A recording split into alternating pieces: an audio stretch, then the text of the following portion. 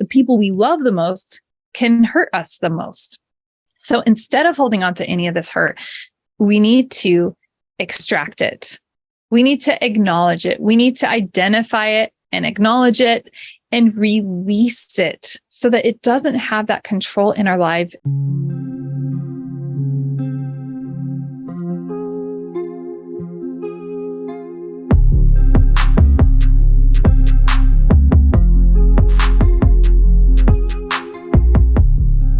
Welcome to the Conscious Investor. Let's get started.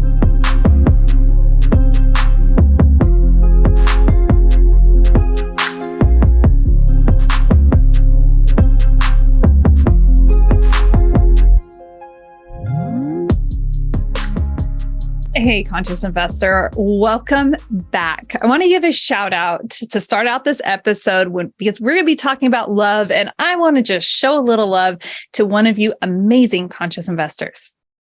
I want to give a shout out to Mike Downey. Now, he was on the podcast. He and his wife, Mike and Megan, they were on the podcast just a couple of months ago, and the episode is absolutely fantastic. I highly recommend you go and listen to it.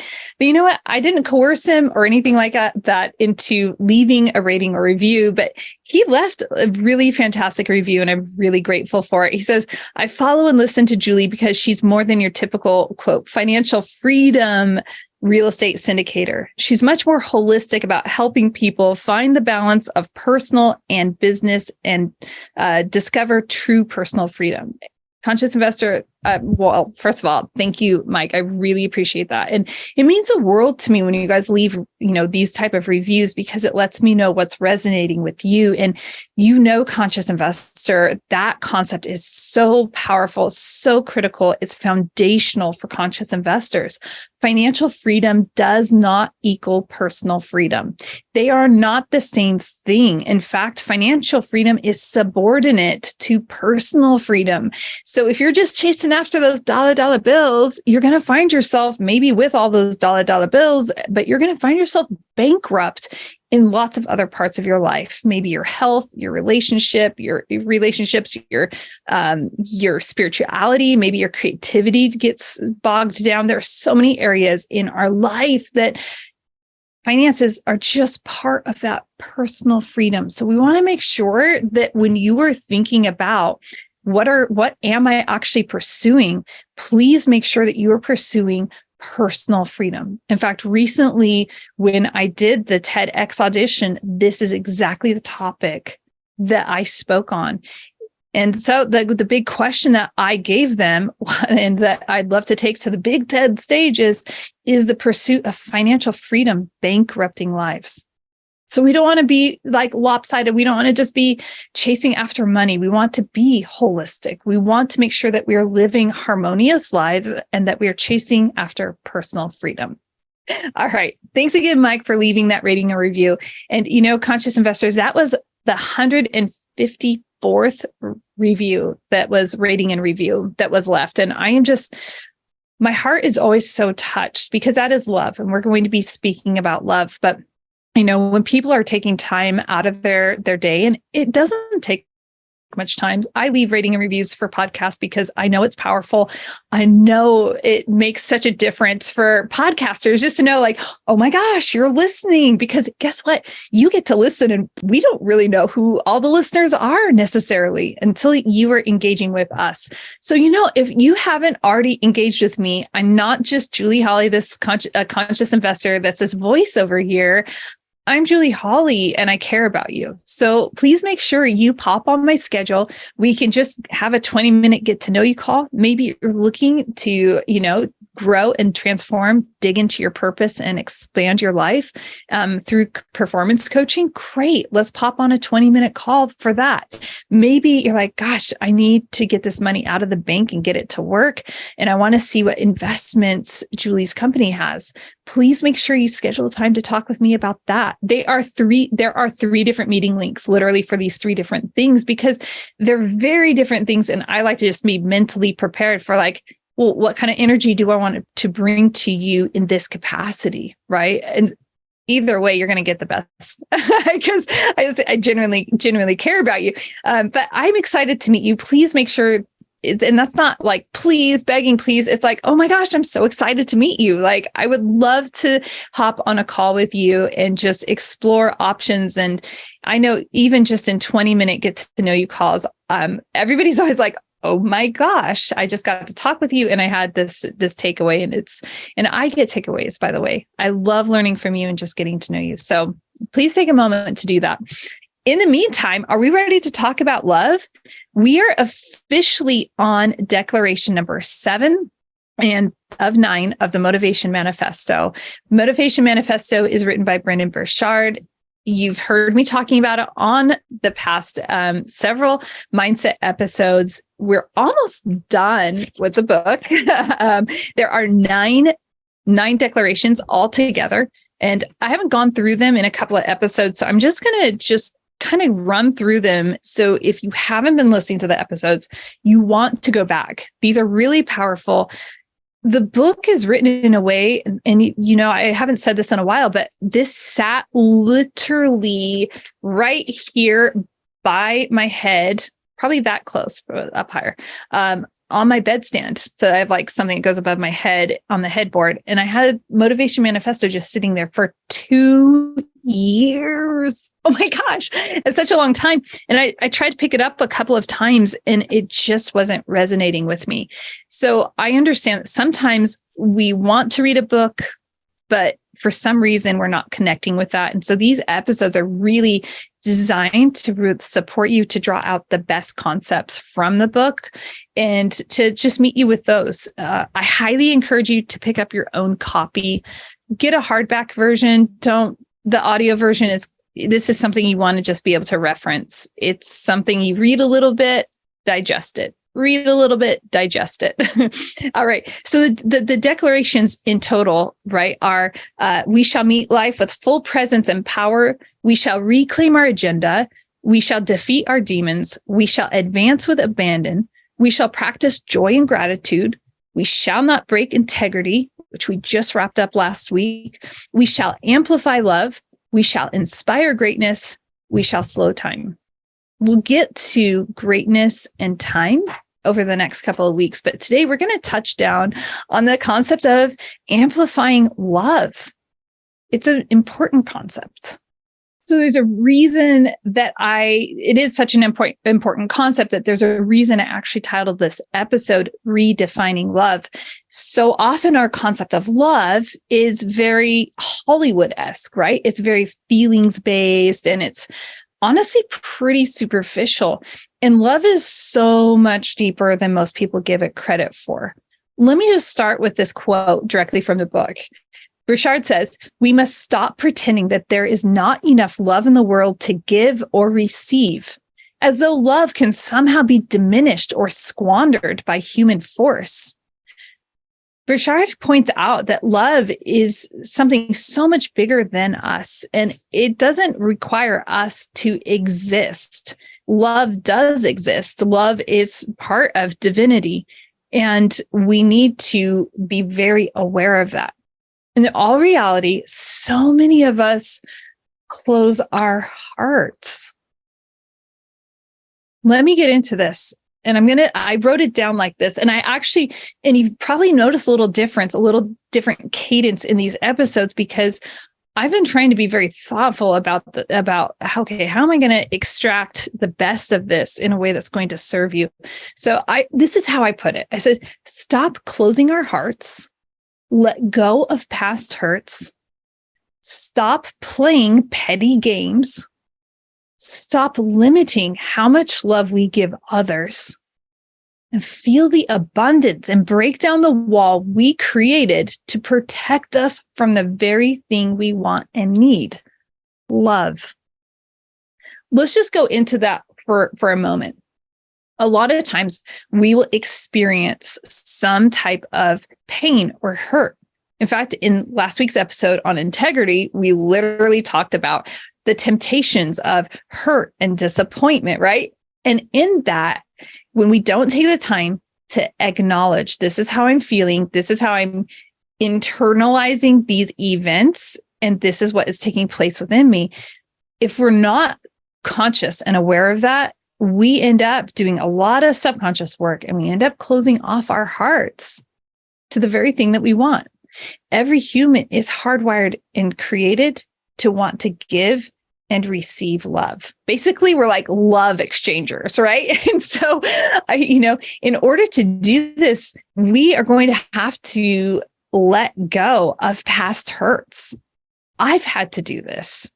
Every person walking the planet is going to have to let go. Even if you've had the most extraordinary life, the most extraordinary family and friends and all of that, bosses, coworkers, colleagues, even if you've experienced the most extraordinary, you've still experienced hurt. And too often we take that hurt and we let that fester as a wound within us. In Michael Singer's book, Untethered Soul, he actually talks about it as he puts it as a thorn. So imagine, and I have mentioned this before, but it's such a great analogy. If you had a thorn in your foot, and my daughter actually did have a rose thorn in her foot when she was 3.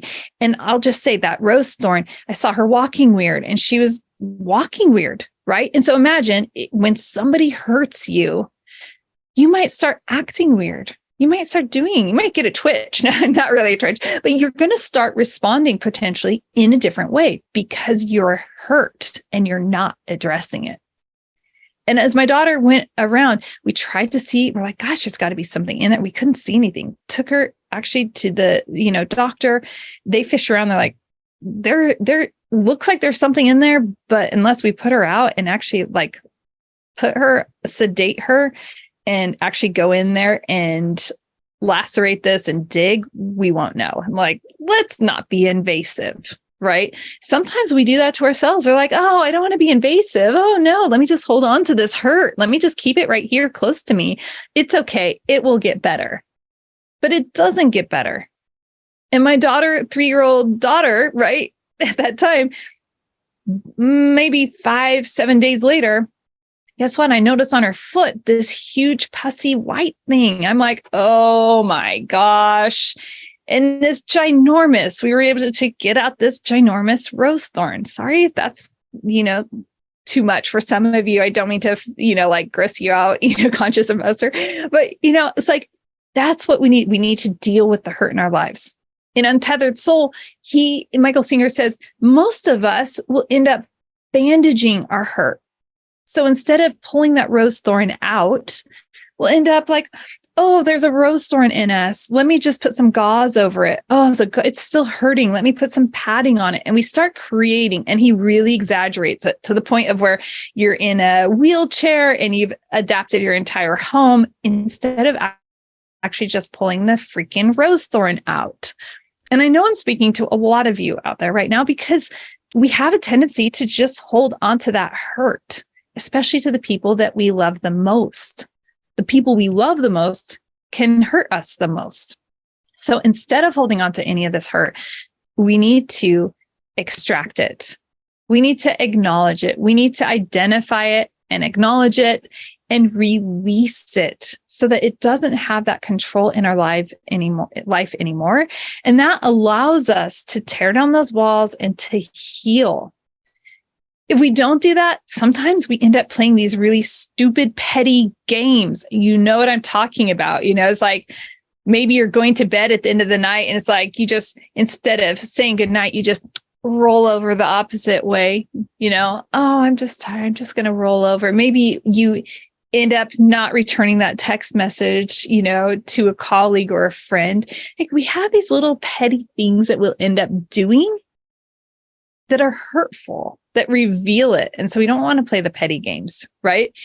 Sometimes if we don't deal with this hurt in our lives, we end up limiting how much love we are giving to other people, as if it's something like it's an unlimited resource. Love flows. Like God is a creator of love. It flows from God. It flows through us. It is there available for everyone. And so we want to make sure that we are allowing that continual flow of love instead of limiting it. And that could look like, oh, well, they don't have all the same beliefs that I do. So I'm just not going to show my love to them. We could have all these reasons why they hurt my feelings. I don't want to show them love, or they don't do X, Y, Z. So I'm not going to show them love. We're seeing this all the time in our world right now. If people don't fit a certain narrative, you're cut off. No soup for you, but it's no love for you, right? And so we want to make sure that we are not closing people off and saying like, oh no, in order to have love, please show me your checklist here. Let's make sure you check all the boxes and then you get love. That's not how it works.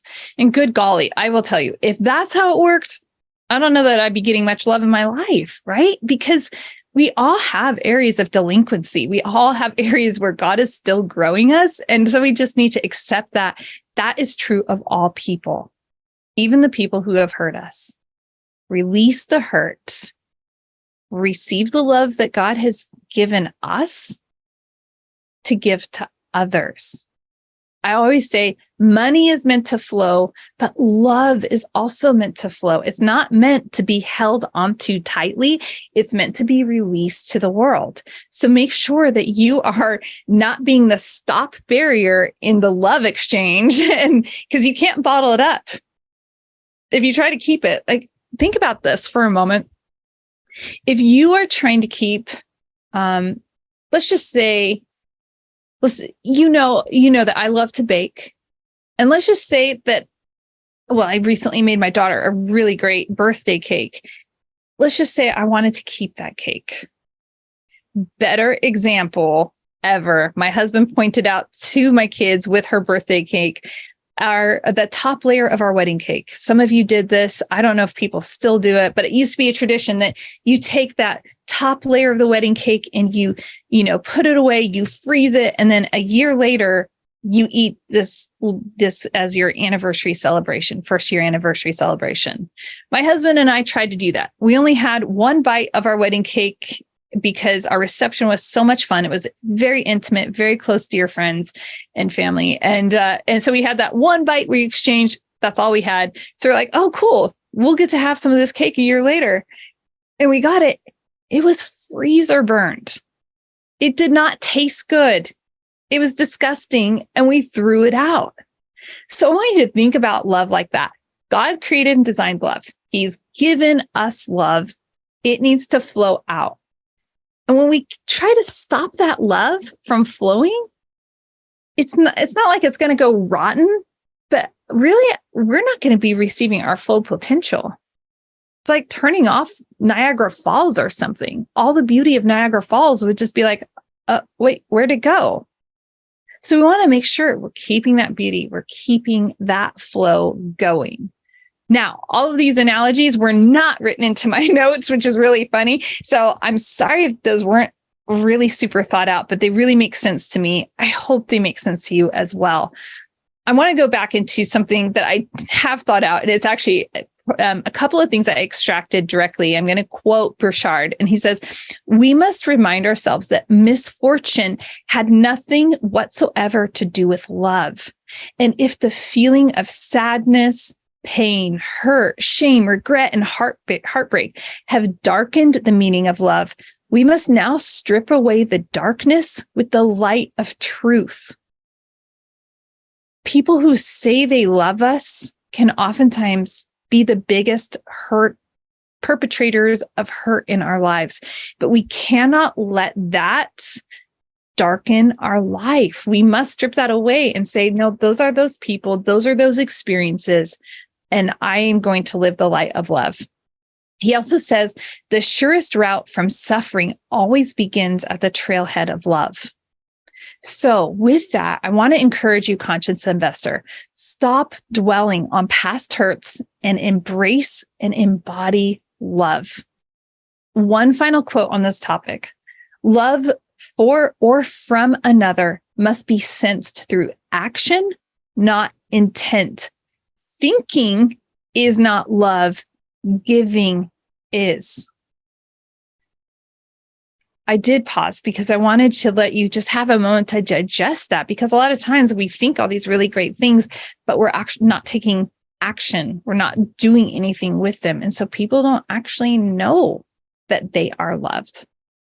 So I want to encourage you and I want to challenge you. You are a leader, conscious investor, and the world needs you now more than ever. So I want to encourage you to take time, feel that hurt that you have. That is real, but pull that thorn out so that you can heal and you can receive more love, that you can let love flow, tripping over my words, flow through you. So be the Niagara Falls. You don't want Niagara Falls turned off. You don't want Yosemite Falls turned off or Verna Falls turned off or any of the beautiful waterfalls. You wouldn't want them turned off. I have seen that in droughts in Yosemite Valley, and it's sad. So you want to make sure that that water, that love is flowing constantly through you to the world around you, because this world is suffering so much from a lack of love. So many people hurt. And when we heal and when we give love, especially when we give love to people where they don't feel they deserve it because they know they've hurt us, that is the most powerful opportunity to help change the world, because the world changes one person at a time. And guess what? You are one person. I am one person. That's two people. And there are other people listening. So that makes a lot of people. If we all band together, that's going to cause a really fantastic ripple effect across the world. So I want to encourage you to do that. All right, Conscious Investor, we have 3 more episodes. I know there are only 2 declarations left, but I will tell you, We Shall Inspire Greatness is so fantastic. I broke it into 2 parts because I felt like one part would be way too long to go through. And so it's in 2 parts. And then we're going to end on 2 beats longer, because our life really matters. So we're almost done going through the Motivation Manifesto. I would love to know, are you enjoying this? Is this helpful to you? Or are you like, Julie, can you just go back to how you used to do it? Because your feedback helps guide and direct every single episode. Remember, I genuinely love connecting with you. I've connected with many conscious investors, and I would love to connect with you. Even if we've connected before, if it's been a while, let's make sure we reconnect. Those links are down in the show notes below. So make sure you find a moment for us to connect, just to catch up, maybe to talk about coaching, or maybe to talk about investing. Because remember that you're not going to see any of our investments unless we have that conversation first. If you want to see our investments, make sure we have that conversation, because then you can choose, no, I don't want to be involved in that investment, but you'll have that option then. You want to give yourself options in life. All right, Conscious Investor, thanks so much for listening. Please subscribe, please share, please leave a rating and review, because it makes all the difference in the world. Until next time, live big, love bigger, and do great things. What's the big deal about investing in apartments? Why is it better than investing in a slew of single-family homes? I've compiled a lot of information on why investing in a multifamily, also known as apartments, will help you reach your investment goals. Head over to 3keysinvestments.com and download the Why Invest in Multifamily guide today.